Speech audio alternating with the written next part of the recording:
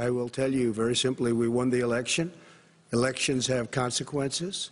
We have the Senate, we have the White House, and we have a phenomenal nominee, respected by all, top academic, good in every way, good in every way. In fact, some of her biggest endorsers are very liberal people from Notre Dame and other places. So I think she's going to be fantastic. We have plenty of time, even if we did it after the election itself. I have a lot of time after the election, as you know. The American people have a right to have a say in who the Supreme Court nominee is. And that say occurs when they vote for United States senators and when they vote for the President of the United States. They're not going to get that chance now because we're in the middle of an election already. The election has already started. Tens of thousands of people have already voted. And so the thing that should happen is we should wait. We should wait and see what the outcome of this election is, because that's the only way the American people get to express their view is by who they elect as president and who they elect as vice president. Look, the way to open businesses is give them the wherewithal to be able to open. We provided money. The Congress. But I was asking you, sir, about masks. Well, masks make a big difference. His own head of the CDC said if we just wore masks between now, if everybody wore masks and social distance between now and January, we'd probably save up to 100,000 lives. It matters. And they've also said the opposite. They've also said no serious person said the opposite. Well, look serious. at Dr. Fauci. Dr. Fauci said the opposite. He did not say the opposite. We got a little bit more than a minute left in this masks segment. Masks are not good. Then he changed his mind. He said masks are good. I'm okay with masks. I want to ask you both about one last subject, because your different approaches has even affected the way that you have campaigned. President Trump, you're holding large rallies with crowds packed together, thousands of people. Outside. Outside, yes, sir, agreed. Vice President Biden, you are holding much smaller events with... Because nobody will show up. People with... Well, it's true. Nobody shows up to his rallies. All right. In any case, why you holding the big rallies? Why you not? You go first, sir. Because people want to hear what I have to say. I mean, but are you not I've done worried a great about job as a president, and I'll have 35,000 people show up at airports. We use airports. Are you not worried about the disease issue, sir? Well, so far, we have had no problem whatsoever. I know that you pay a lot of other taxes, but I'm asking you the specific question. Is it true that you paid $750 in federal income taxes each of those 2 years? I paid millions of dollars in taxes, millions of dollars of income tax. And let me just tell you, there was a story in one of the papers. I paid $38 million 1 year. I paid $27 million. Show us your tax returns. I went, you'll see it as soon as it's finished. You'll see it. You know, if you want to go to the Board of Elections. There's a 118-page or so report that says everything I have, every bank I have, I'm totally under-leveraged because the assets are extremely good. And we have a very, I built a great company. I'm asking you a specific question, which is... But let me tell you... I understand all of that. I understand all of that. No, Mr. President, go ahead. I'm asking you a question. Will you tell us how much you paid in federal income taxes in 2016 and 2017? Millions of dollars. You paid millions of dollars? Millions of dollars, So yes. not $750. Millions of dollars, and you'll get to see it. And you'll get to see it. But let me just tell you, Chris, let me just tell you something, that it was the tax laws. I don't want to pay tax. There's systemic injustice in this country, in education and work and in law enforcement and the way in which it's enforced. But look, the vast majority of police officers are good, decent, honorable men and women. They risk their lives every day to take care of us. But there are some bad apples. And when they occur, when they find them, they have to be sorted out. They have to be held accountable. They have to be held accountable. And what I'm going to do as President of the United States is call together an entire group of people at the White House, well, everything from the civil rights groups to the police officers, to the police chiefs, and we're going to work this out. We're going to work this out so we change the way in which we have more transparency in when these things happen. These cops aren't happy to see what happened to George Floyd. These cops aren't happy to see what happened to Breonna Taylor. Most don't like it. But we have to have a system where people are held accountable. And by the way, violence in response is never appropriate. Never appropriate. Peaceful protest is. Violence is never appropriate. All right. What is peaceful protest? When they run through the middle of the town and burn down your stores and kill people all over the place, that and you is say not peaceful peaceful. protest? No, it's not, but you say it is. President Trump, I'd like to continue with the issue of race. I please. promise we're going to get to the issue of law and order in a moment. Fine. This month, your administration directed federal agencies to end racial sensitivity training that addresses white privilege or critical race theory.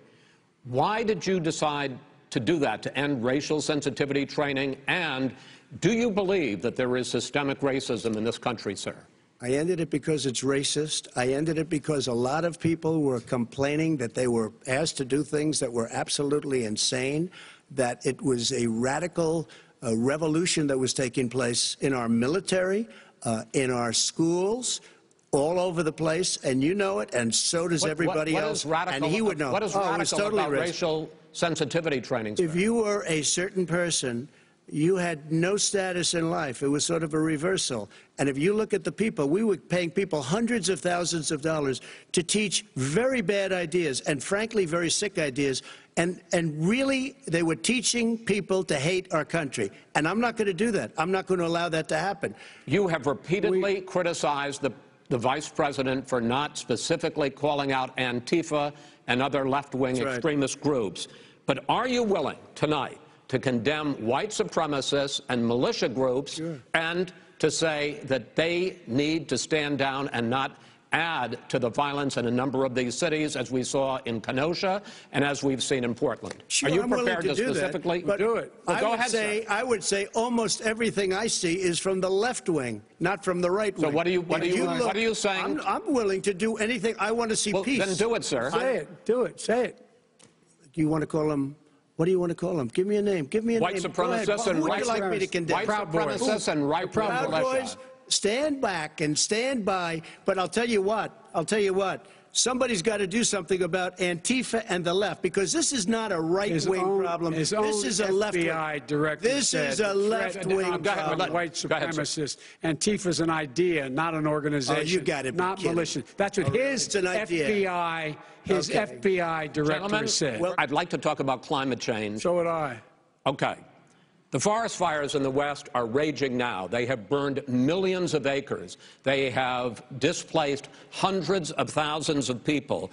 When state officials there blame the fires on climate change, Mr. President, you said, I don't think the science knows. Over your 4 years, you have pulled the U.S. out of the Paris Climate Accord. You have rolled back a number of Obama environmental records. What do you believe about the science of climate change? And what will you do in the next 4 years to confront it? I want crystal clean water and air. I want beautiful, clean air. We have now the lowest carbon. If you look at our numbers right now, we are doing phenomenally. But I haven't destroyed our businesses. Our businesses aren't put out of commission. If you look at the Paris Accord, it was a disaster from our standpoint. And people are actually very happy about what's going on because our businesses are doing well. As far as the fires are concerned, you need forest management in addition to everything else. The forest floors are loaded up with trees, dead trees that are years old, and they're like tinder.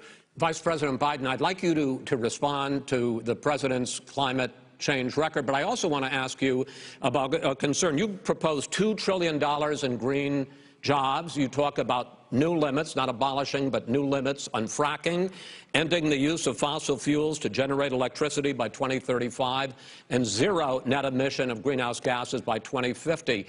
The president says a lot of these things would tank the economy and cost millions of jobs. He's absolutely wrong, number one. Number two, if in fact, during our administration, the Recovery Act, I was in charge, able to bring down the cost of renewable energy to cheaper than or as cheap as coal and gas and oil. There's so many things that we can do now to create thousands and thousands of jobs. We can get to net zero in terms of energy production by 2035. Not only not costing people jobs, creating millions of good paying jobs, not $15 an hour, but prevailing wage. by having a new infrastructure that, in fact, is green. And the first thing I will do, I will rejoin the Paris Accord. I will join the Paris Accord because with us out of it, look what's happening. It's all falling apart. The fact is that there are going to be millions of people because of COVID that are going to be voting by mail-in ballots, like he does, by the way. He sits behind the Resolute desk and sends his ballot to Florida, number one. Number two, we're going to make sure that those people who want to vote in person are able to vote because enough poll watchers are there to make sure they can socially distance. The polls are open on time, and the polls stay open until the votes are counted. And this is all about trying to dissuade people from voting because he's trying to scare people into thinking that it's not going to be legitimate.